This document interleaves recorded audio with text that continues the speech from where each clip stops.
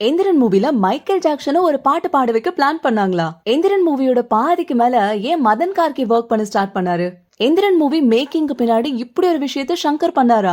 இப்படி எந்திரன் மூவில ஸ்கிரீனுக்கு பின்னாடி இருக்க பல இன்ட்ரெஸ்டிங் ஃபேக்ட்ஸ் எல்லாம் இந்த வீடியோல பார்க்க போறோம். அதுக்கு முன்னாடி நம்ம சேனலை சப்ஸ்கிரைப் பண்ணாம இருக்கீங்கன்னா சப்ஸ்கிரைப் பண்ணிக்கோங்க. இந்தியன் சினிமாலேயே ரொம்ப காஸ்ட்லியஸ்ட் படம் அப்படின்றதுனால சங்கர் இந்த படத்துக்கு பெரிய ரெஸ்பான்சிபிலிட்டி இருந்திருக்கும். சோ அவரால முடிஞ்ச அளவுக்கு என்னெல்லாம் பண்ணி செதுக்க முடியுமோ எல்லாமே பண்ணிருப்பாரு.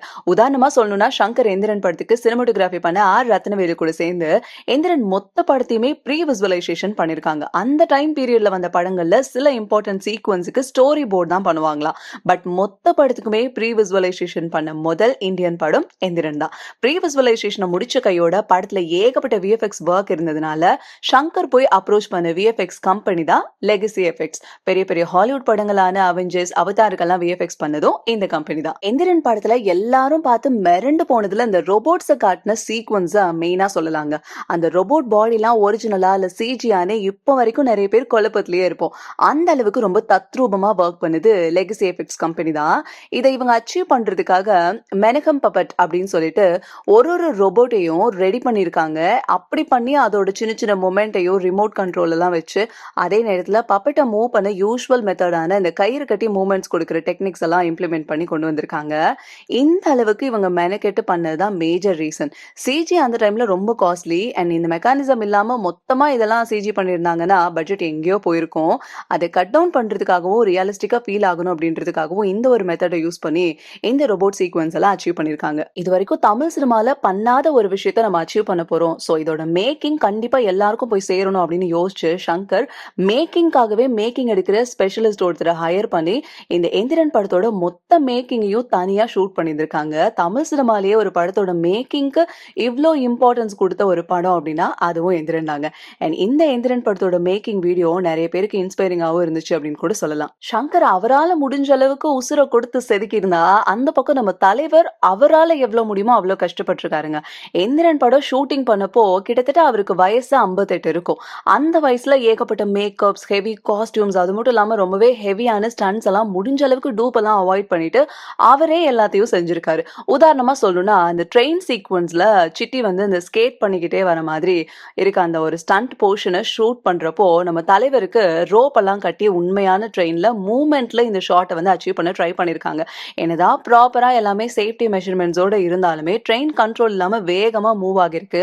அப்போ தலைவர் அது பயங்கரமா இழுத்துட்டும் போயிருக்கு. கொஞ்சம் ஏதாவது தப்பா இருந்தா கூட தலைவரோட உயிருக்கே இது ஆபத்தா அமைஞ்சிருக்குமா. இந்த அளவுக்கு ரிஸ்க் எடுத்து அந்த வயசுலயும் மெனக்கெட்டு இந்த படத்தை அவர் பண்ணியிருந்தாரு. இப்படி சங்கர் அண்ட் ரஜினிகாந்தோட 2 வருஷம் பயங்கரமான ஹார்ட் ஒர்க்ல தியேட்டர்ஸ்ல எந்திரன் படம் கடைசியா 1 அக்டோபர் 2010 ரிலீஸ் ஆகிருக்கு. படம் ரிலீஸ் ஆகி கொஞ்ச நாளைக்கு யாருக்குமே டிக்கெட் கிடைக்கவே இல்லை. அந்த அளவுக்கு ஓடி இருக்குங்க. இவ்வளவு ஏன் சவுத் இந்தியன் மூவிஸ்க்கு ஓவர்சீஸ்ல புது மார்க்கெட்டையே இந்த படம் உருவாக்குச்சு அப்படின்னு கூட சொல்லலாம். கிட்டத்தட்ட உலக அளவுல 290 கோடி இந்த படம் வந்து கலெக்ஷன் பண்ணி one of the highest grossing Indian மூவியா அந்த டைம்லயே இந்த படம் இருந்திருக்கு. எந்திரன் படம் இவ்வளோ பயங்கரமா ஓடினதுக்கு நம்ம சூப்பர் ஸ்டார் சிட்டியோட நெகட்டிவ் ஷேட்ல நடிச்சதுதான் மேஜர் ரீசன் இப்போ வரைக்கும் நிறைய பேர் சொல்லிட்டே இருப்பாங்க.